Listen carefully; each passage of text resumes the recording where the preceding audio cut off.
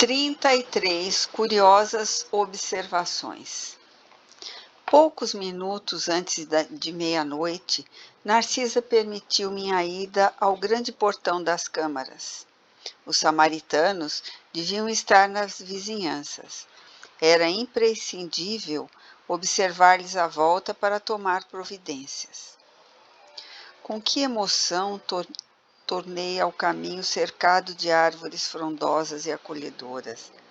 Aqui, troncos que recordavam o carvalho vetusco da terra. Além, folhas caprichosas lembrando a acácia e o pinheiro. Aquele ar embalsamado figurava-se-me uma bênção. Nas câmaras, apesar das janelas amplas, não experimentara tamanha impressão de bem-estar. Assim caminhava silencioso sob as frondes carinhosas. Ventos frescos agitavam-nas de manso, envolvendo-me em sensações de repouso. Sentindo-me só, ponderei os acontecimentos que me sobrevieram desde o primeiro encontro com o ministro Clarencio. Onde estaria a paragem de sonhos? Na terra ou naquela colônia espiritual? Que teria sucedido a Zélia e os filhinhos? Por que razão me prestavam ali tão grandes esclarecimentos sobre as mais variadas questões da vida, omitindo, contudo, qualquer notícia pertinente ao meu antigo lar? Minha própria mãe me aconselhara o silêncio, abstendo-se de qualquer informação direta.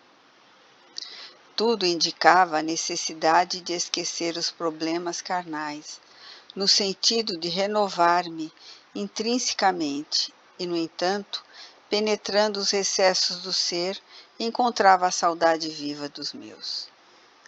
Desejava ardentemente rever a esposa muito amada, receber de novo o beijo dos filhinhos. Por que decisões do destino estávamos agora separados, como se eu fosse um náufrago em praia desconhecida? Simultaneamente, ideias generosas confortavam-me o íntimo. Não era eu o náufrago abandonado. Se minha experiência podia classificar-se como naufrágio, não devia o desastre senão a mim mesmo.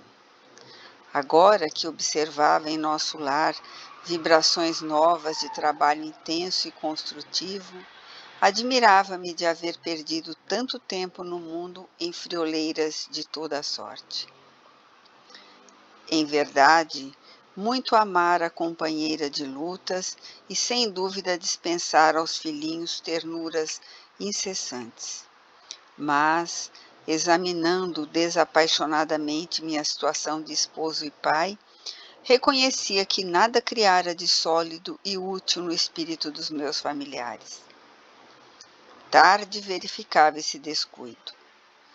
Quem atravessa um campo sem organizar sementeira necessária ao pão e sem proteger a fome que sacia a sede, não pode voltar com a intenção de abastecer-se. Tais pensamentos instalavam-se no meu cérebro com veemência irritante. Ao deixar os círculos carnais, encontrara as penúrias da incompreensão. E que teria sucedido à esposa e aos filhinhos, deslocados da estabilidade doméstica para as sombras de viuvez e da orfandade? Inútil interrogação. O vento calmo parecia sussurrar concepções grandiosas, como que desejoso de me despertar a mente para estados mais altos. Torturavam-me as inquirições internas, mas pretendendo-me então os imperativos do dever justo, aproximei-me da grande cancela, investigando além através dos campos de cultura. Tudo luar e serenidade, céu sublime e beleza silenciosa. Extasiando-me na contemplação do quadro, demorei alguns minutos entre a admiração e a prece. Instantes depois, divisei ao longe 2 vultos enormes que me impressionaram vivamente. Pareciam 2 homens de substância indefinível, semiluminosa. Dos pés e dos braços pendiam filamentos estranhos, e da cabeça como que se escapava um longo fio de singulares proporções. Tive a impressão de identificar 2 autênticos fantasmas. Não suportei. Cabelos eriçados, voltei apressadamente ao interior. Inquieto e amedrontado, expus a Narcisa a ocorrência, notando que ela mal continha o riso. Ora essa, meu amigo, disse por fim, mostrando-se bom humor.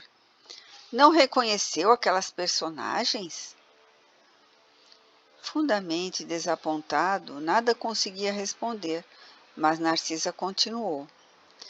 Também eu, por minha vez, experimentei a mesma surpresa em outros tempos. Aqueles são os nossos próprios irmãos da terra. Trata-se de poderosos espíritos que vivem na carne em missão redentora e podem, como nobres iniciados da eterna sabedoria, abandonar o veículo corpóreo, transitando livremente em nossos planos. Os filamentos e fios que observou são singularidades que os diferenciam de nós outros. Não se arreceie, portanto. Os encarnados que conseguem atingir estas paragens são criaturas extraordinariamente espiritualizadas, apesar de obscuras ou humildes na terra. E encorajando-me bondosamente, acentuou: Vamos até lá. Temos 40 minutos depois de meia-noite. Os samaritanos não podem tardar. Satisfeito, voltei com ela ao grande portão. Lobrigava-se ainda, a enorme distância, os 2 vultos que se afastavam de nosso lar tranquilamente. A enfermeira contemplou-os, fez um gesto expressivo de reverência e exclamou: Estão envolvidos em claridade azul. Devem ser 2 mensageiros muito elevados na esfera carnal, em tarefa que não podemos conhecer. Ali estivemos minutos longos parados na contemplação dos campos silenciosos. Em dado momento, porém, a bondosa amiga indicou um ponto escuro no horizonte enluarado e observou: Lá vêm eles. Identifiquei a caravana que avançava em nossa direção sob a claridade branda do céu. De repente, ouvi o ladrar de cães a grande distância. Que é isso? Interroguei assombrado. Os cães, disse Narcisa, são auxiliares preciosos nas regiões obscuras do umbral, onde não estacionam somente os homens desencarnados, mas também verdadeiros monstros que não cabe agora descrever. A enfermeira, em voz ativa, chamou os servos distantes, enviando um deles ao interior, transmitindo avisos. Fixei atentamente o grupo estranho que se aproximava devagarinho. 6 grandes carros, formato diligência, precedidos de matilhas de cães alegres e barulhentos, eram tirados por animais que, mesmo de longe, me pareceram iguais aos muares terrestres. Mas a nota mais interessante eram os grandes bandos de aves de corpo volumoso que voavam a curta distância acima dos carros, produzindo ruídos singulares. Dirigi-me incontinente a Narcisa perguntando: Onde o aeróbus? Não seria possível utilizá-lo no umbral? Dizendo-me que não, indaguei das razões. Sempre atenciosa, a enfermeira explicou. Questão de densidade da matéria. Pode você figurar um exemplo com a água e o ar. O avião que fende a atmosfera do planeta não pode fazer o mesmo na massa equórea. Poderíamos construir determinadas máquinas como o submarino, mas, por espírito de compaixão pelos que sofrem, os núcleos espirituais superiores preferem aplicar aparelhos de transição. Além disso, Em muitos casos, não se pode prescindir da colaboração dos animais. Como assim? Perguntei surpreso. Os cães facilitam o trabalho. Os muares suportam cargas pacientemente e fornecem calor nas zonas onde se faça necessário.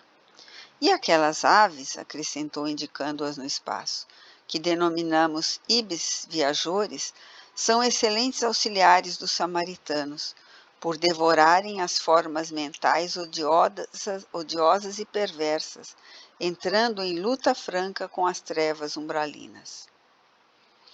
Vinha agora mais próxima à caravana. Narcisa fixou-me com bondosa atenção, rematando. Mas, no momento, o dever não comporta minudescências informativas. Poderá colher valiosas lições sobre os animais, não aqui, mas no Ministério do Esclarecimento, onde se localizam os parques de estudo e experimentação. E distribuindo ordens de serviço aqui e acolá, preparava-se para receber novos doentes do espírito.